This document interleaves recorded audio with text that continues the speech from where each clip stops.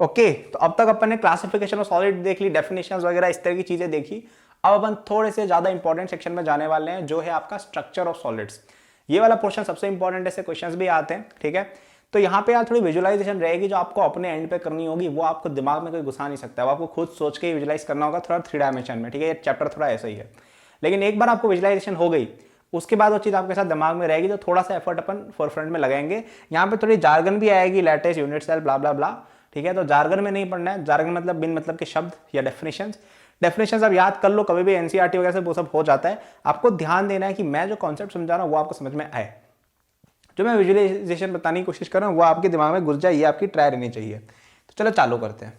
Okay, तो आपका कोई भी सॉलिड है तो उसकी एक पर्टिकुलर अरेंजमेंट होगी, ठीक है। जैसे आपका सॉलिड है वो ऐसे क्यूब्स वगैरह में कुछ अरेंज्ड होगा, ठीक है। अगर क्यूबिक टाइप का सॉलिड है तो इस तरह के क्यूब्स वगैरह होंगे उसके, ठीक है। यहाँ पे मैं आइस क्यूब्स वगैरह की बात नहीं कर रहा हूँ, यहाँ पे मैं बात कर रहा हूँ मॉलिक्यूलर लेवल पे। जैसे कोई एटम एक्स है वो सॉलिड बना हुआ है, तो एक्स एक्स एक्स एक्स ऐसे प्लेस्ड होंगे एक सर्टेन स्ट्रक्चर में। तो वो जो स्ट्रक्चर होती है जिसमें उसका 3 डायमेंशनल स्ट्रक्चर बना होता है, ठीक है। जो 3 डायमेंशनल स्ट्रक्चर है सॉलिड का माइक्रोस्कोपिक लेवल पे, उसको कहा जाता है लैटिस स्ट्रक्चर, लैटिस। ओके, ये होती है आपकी लैटिस, ठीक है, समझ गए। अब आती है एक और कॉन्सेप्ट कि यार अपन इस लैटिस का सबसे स्मॉलेस्ट यूनिट की अगर बात करें ना, जिसको रिपीटेशन करने पर लैटिस बनी है, तो वो क्या होगा, ये छोटा सा क्यूब।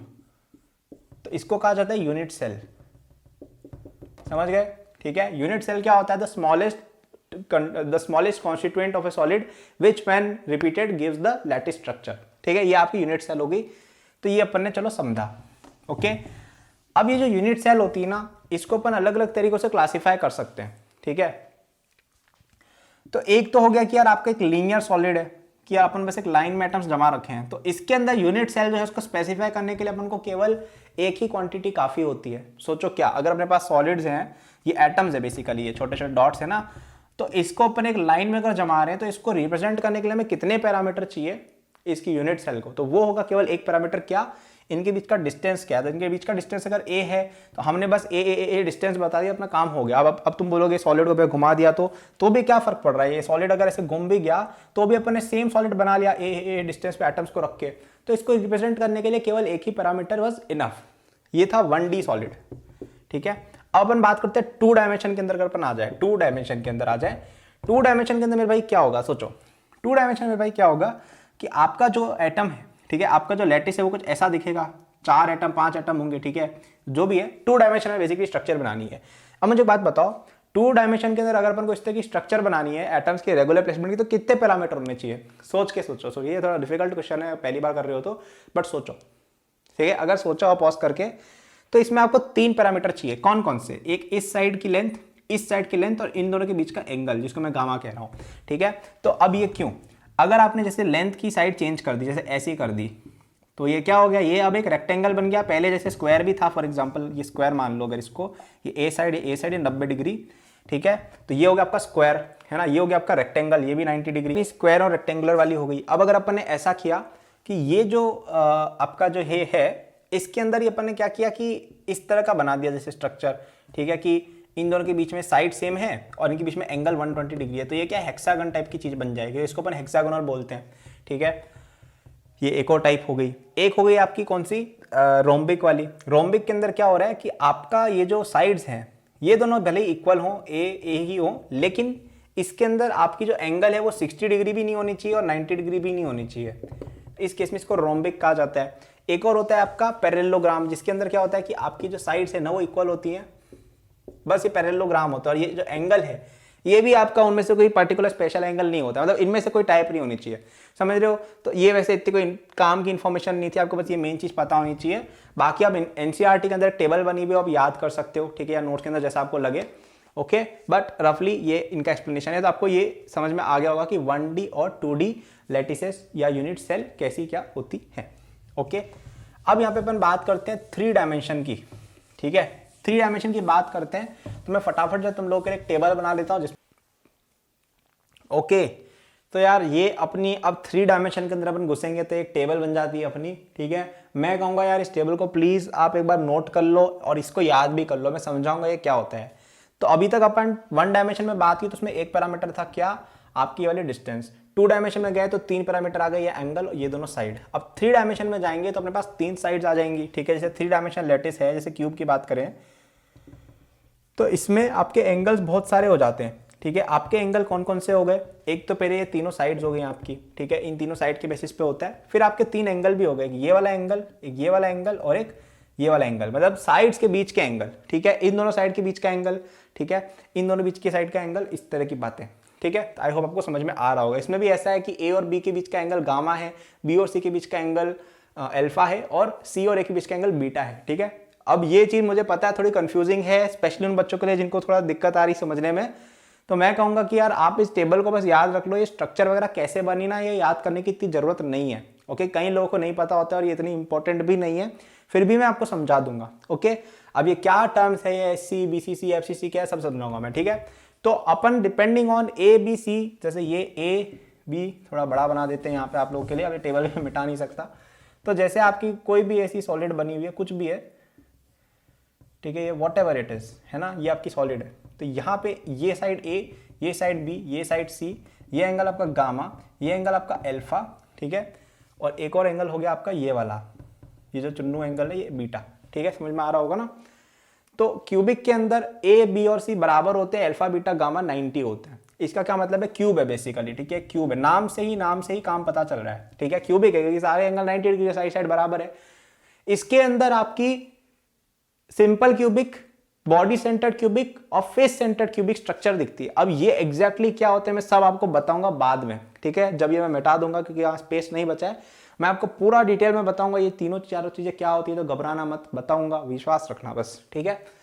टेट्रागोनल नाम करके जो चीज होती है उसमें सेम चीज होती है, उसमें क्या करते हैं, एक साइड को छोटा कर देते हैं या बड़ा कर देते हैं, तो ये आपकी टेट्रागोनल है। तो बेसिकली ये क्यूबॉइड हो गया, ठीक है, ये क्यूबॉइड हो गया। इसमें देखो तीनों साइड बराबर है एक्सेप्ट फॉर वन, तो ये दोनों साइड बराबर है, तीसरी साइड गलत है और एंगल सारे 90 डिग्री है, ठीक है। एक होता है ऑर्थोरोम्बिक, जिसके अंदर आपकी सारी ही साइड जो है वो अलग अलग लेंथ की है, तो यहां से एक और बार काट दो, तो ये आपका ऑर्थोरोम्बिक हो गया, सारी साइड अलग लेंथ की, बस एंगल डिफरेंट है। एक होता है मोनोक्लिनिक, मोनोक्लिनिक के अंदर आपकी दो साइड बराबर है, ठीक है, दो एंगल्स जो है वो आपके 90 डिग्री है, जैसे ये वाला, चलो 90 डिग्री बना देते हैं इसको, ठीक है। कंस्ट्रक्शन ऐसे कर सकते हो, पहले 90 डिग्री बनाओ और ऑल 3 साइड्स को अलग कर दो, ठीक है। तो अपन पहले एक रेक्टेंगल बना लेते हैं, ठीक है, रेक्टेंगल बना लिया, एंगल 90 है 2, ठीक है। तो अपनी बी और सी, ए अल्फा और गामा वाली कंडीशन सेटिस्फाई हो गई और तीनों दो साइड्स इनइक्वल हो गई। अब अपन को क्या करना है, एक तीसरी साइड बनानी सच दैट एंगल डिफरेंट हो। तो अब यहाँ पे कैसे भी खींच दो एक, है ना, सच दैट की जो एंगल है वो 60 डिग्री और 120 डिग्री नहीं हो, और ये बना दो स्पीशीज सच दैट साइज नहीं हो। मुझे पता है ये विजुअलाइजेशन बहुत डिफिकल्ट हो रहा है और एक्चुअली बोर्ड पे समझाना इजी है भी नहीं, ठीक है, क्योंकि बोर्ड पे बहुत आई थिंक आप में से क्यूबिक यहाँ तक समझ में आता है, यहाँ तक चलो समझ में आ रहा होता है, इसके बाद समझना बहुत मुश्किल हो जाता है। तो अगर नहीं आ रहा हो तो घबराने की बात नहीं है, आप एनसीईआरटी में फिर भी एक बार देख सकते हो, वहाँ के अंदर अच्छे स्ट्रक्चर वगैरह बना के एक बार विजुअली बता रखा है, तो थोड़ा बहुत शायद दिमाग में घुस जाए। बट इसके बाद अगर समझ में आना बंद हो गया ना कि भाई ये क्या स्ट्रक्चर बना रहे हैं भैया, क्या पता नहीं क्या हो रहा है, कोई बात नहीं, सबके साथ होता है, चलता है, और इनकी जरूरत भी इतनी नहीं पड़ेगी। ट्राइक्लिनिक के अंदर ए बी सी कोई इक्वल नहीं होता है, अल्फा बीटा गामा कोई भी नहीं होता है, तो उसमें आप ऐसा कर सकते हो वापस से कि यहाँ पे भी कोई अजीब सा ऐसा स्ट्रक्चर बना दो पहले, ऊपर भी कि कोई भी एंगल नहीं है आपका 90 डिग्री, पैरेललोग्राम टाइप, ठीक है। तो पहली कंडीशन सेटिस्फाई हो गई। फिर नीचे अपन को एक और लेके आना है, तो यहाँ पे ऐसा कुछ टेढ़ा मेढ़ा घुसा दो, समथिंग लाइक दिस, ठीक है। तो ये आपकी होगी कौन सी, ट्राइक्लिनिक वाली। इसमें सिंपल क्यूबिक दिखती है, ये ईसी का मतलब है एज सेंटर्ड, ओके। हेक्सागोनल के अंदर आपका हेक्सागन टाइप हो गया, समझ ही रहे हो गया आप लोग, ठीक है। यहाँ पे शायद गामा की वैल्यू इक्वल टू 120 होगी, हाँ यहाँ पे इक्वल टू 120 होगी, है ना, ठीक है। तो चलो ये हो गया। और रोम्बोहेड्रल ट्रायंगल लास्ट में होता है, जिसके अंदर आपकी तीनों साइड्स तो इक्वल होती है लेकिन एंगल्स अजीब होते हैं। अब ये कैसे होगा, आपने पहले आप एक रोम्बस बना दिया, यानी साइड्स इक्वल एंगल अजीब। फिर आपने क्या किया, एक और बार एक्सटेंशन कर दिया इसका ऐसे, फॉर एग्जाम्पल, ठीक है, सच दैट इक्वल साइड आ रही है अभी भी।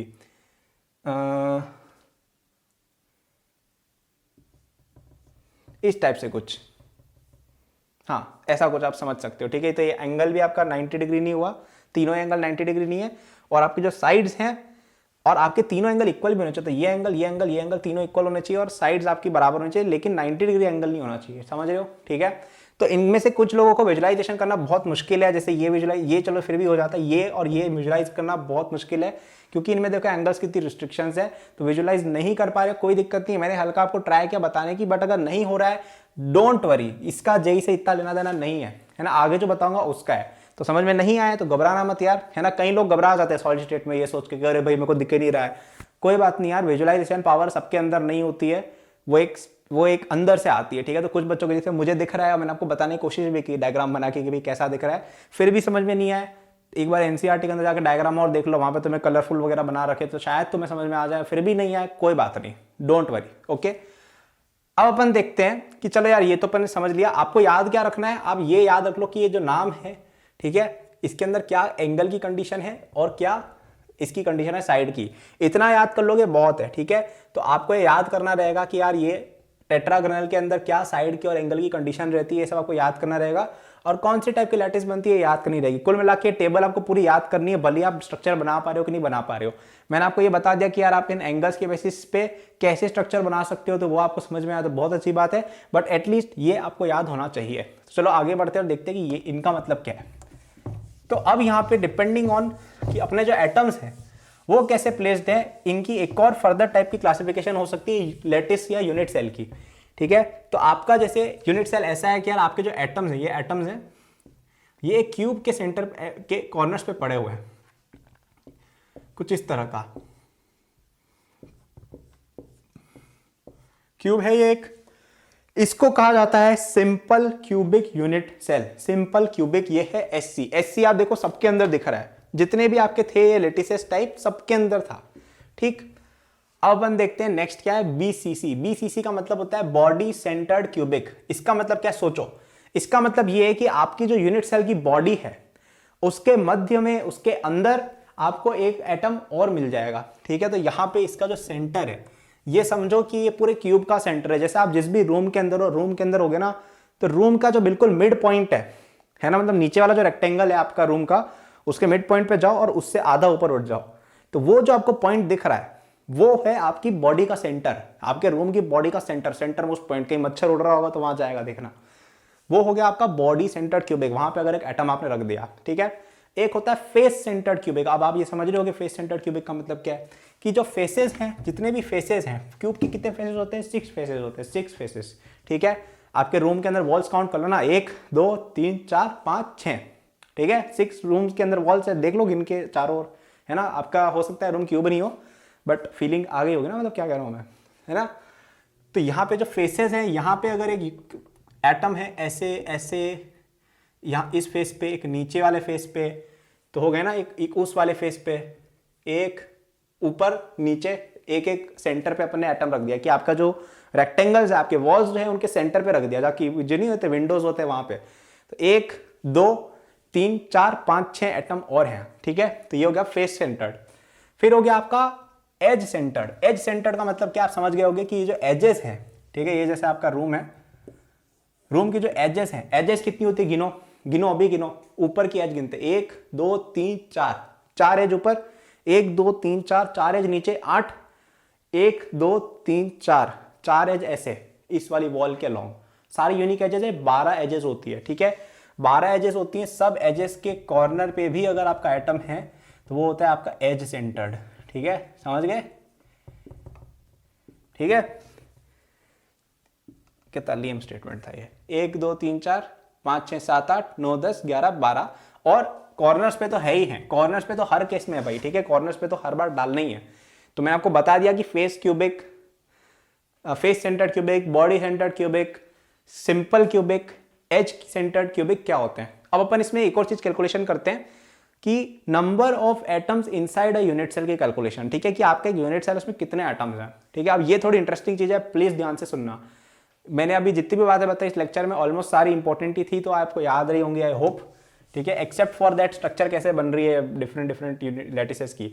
और बाय द वे एक और बात, ये मैंने आपको जो बताया ना, ये 7 स्ट्रक्चर्स 1 2 3 4 5 6 7, ये 7 से काम नहीं होता है, ऐसी टोटल 14 होती है। इनको कहा जाता है ब्रावाइस लैटिसेस, ब्रावाइस लैटिसेस, ठीक है। तो ये जो मैंने आपको बताई ये तो ट्रेलर है, ये आधा ही है। आप जब बड़े होगे ना थोड़े, आप 12th बाहर जाओगे तो आपको और 7 पढ़ाए जाएंगे, ठीक है।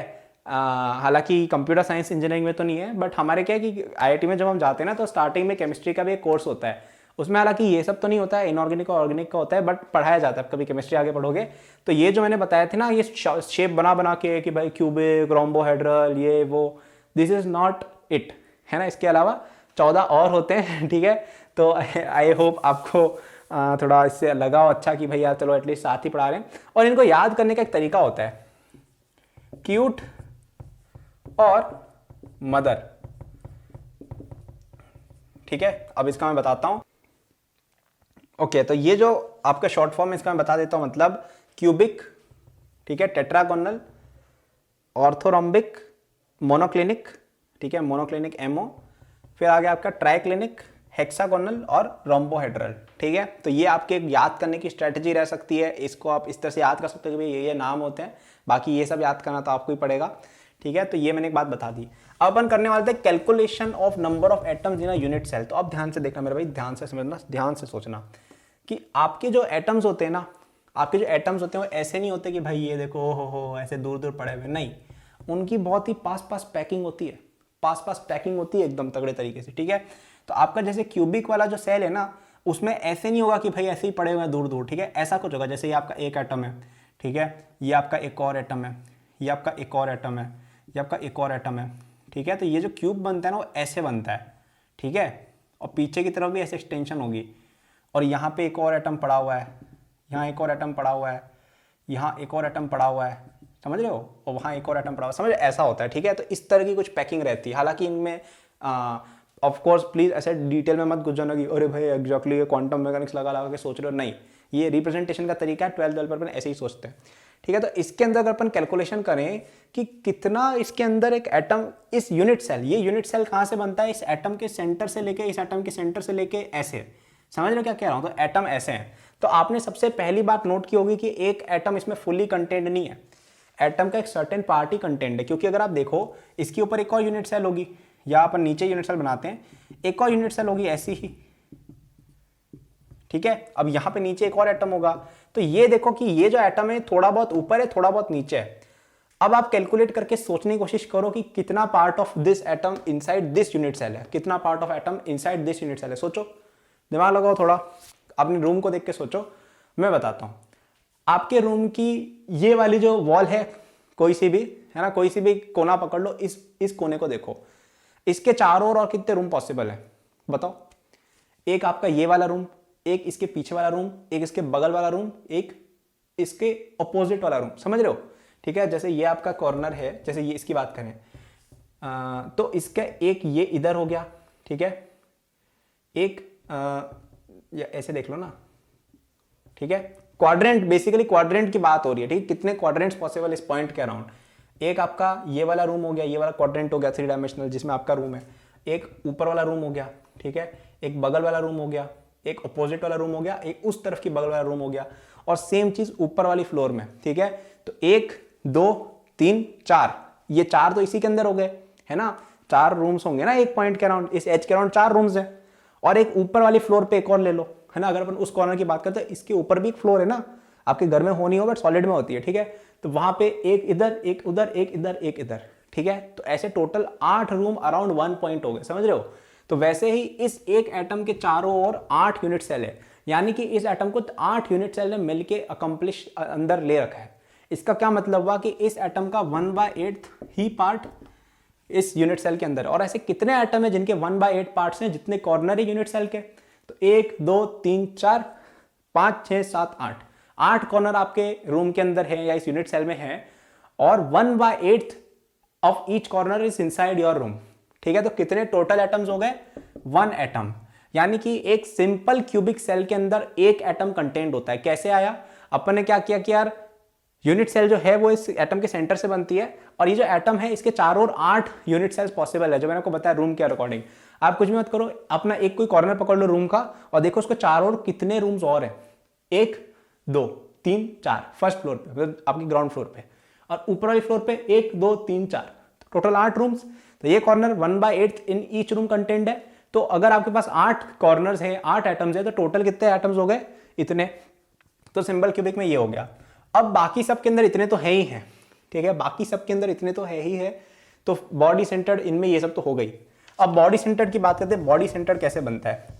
बॉडी सेंटर्ड के अंदर मेरे भाई क्या होता है कि आपका जो एटम है ना, इसकी बॉडी के बीच में एक ऐसे एटम पड़ा होता है। ये तो मैंने थोड़ा छोटा बना दिया वैसे, ठीक है। और बाकी जितने भी एटम्स होते हैं ना, मतलब ये एक अगर एटम है, ठीक है, जो बॉडी के बीच में पड़ा हुआ है, बाकी एटम्स को टच कर रहे होते हैं ऐसे, बस सब सेम साइज के हो तो बन गया जो बन गया, ठीक है। तो अब यही जैसे अपना है यूनिट सेल, तो इसमें वापस से फंडा देखो कि ये बाहर वाले जो जितने भी आपके थे ना ये एटम्स, ये बीच में कंटेंट होगा, ठीक है। मैंने बनने में तो ऐसा बन गया, ये बीच में यहाँ कंटेंट होगा कहीं, तो यहाँ पे टचिंग हो रही होगी, तो समझ रहे हो ऐसा, लेकिन रिप्रेजेंटेशन के लिए मैंने बनाया है, तो मैं आपको समझा दूंगा बाद में और अच्छे से, जब अपन कैलकुलेशंस की अच्छे से कर रहे होंगे, but you get the point right, कि ये इस तरह से टचिंग होगा। हाँ, ये आई थिंक एक बेटर रिप्रेजेंटेशन है कि भाई ये देखो, ये सबको टच कर रहा है हल्का हल्का, ये बीच में पड़ा एटम है, तो ये जो बीच वाला एटम है वो तो पूरा इसी यूनिट सेल में कंटेंट है ही है, वो बीच वाला एटम इस पूरे यूनिट सेल में कंटेंट है।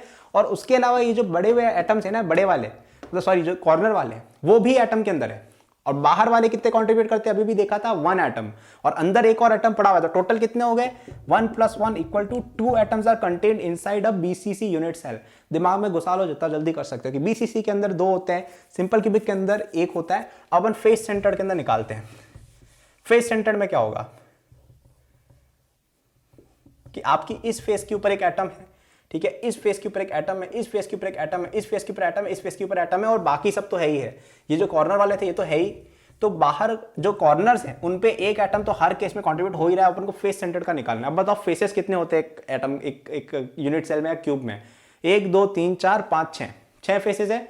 अब मुझे एक बात बताओ, अगर अपन एक स्फेयर लेते हैं और उसको बीच में से कट करके ऐसे 2 फेसेस के बीच शेयर करते हैं, तो कितने क्यूब आ सकते हैं। मतलब ये समझो, ये वाला जो एटम है जो ऐसे पड़ा हुआ होगा, ठीक है, एटम ऐसे पड़ा हुआ होगा और इसको ये काट रहा है, ये जो आपका ये है, मतलब आप थोड़ा अच्छे से अगर देखो तो ये जैसे आपकी एक वॉल है और यहाँ पे एक एटम है जो इन दोनों वॉल्स के बीच में शेयर हो रहा है, ठीक है।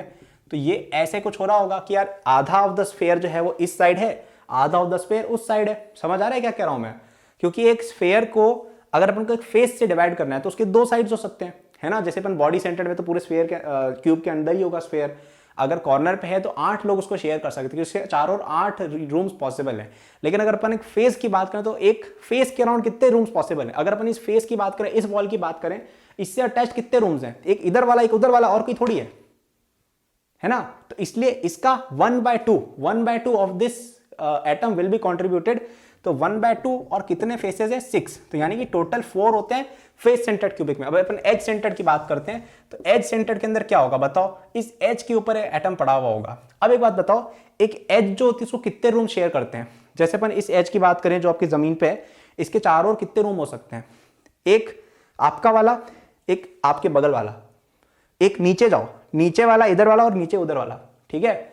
टोटल 4 रूम्स शेयर हो रहे हैं, ठीक है। एक एज जो है वो कितने रूम्स को शेयर कर सकती है, ऊपर नीचे सब मिला के, एक इधर एक ऊपर एक नीचे, तो 4 रूम टोटल शेयर हो रहे हैं, ठीक है।